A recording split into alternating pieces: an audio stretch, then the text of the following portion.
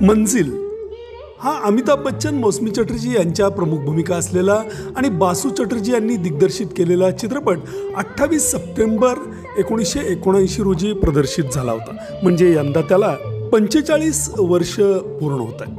अमिताभ यांच्या पडत्या काळामध्ये या चित्रपटाचं चित्रीकरण सुरू झालं होतं, म्हणजे 1972 साली. त्यानंतर तो कित्येक अडथळे येत थांबत 1979 साली म्हणजे अमिताभ यांचा सुपरस्टार पदाचा काळ आला तेव्हा प्रदर्शित झाला होता.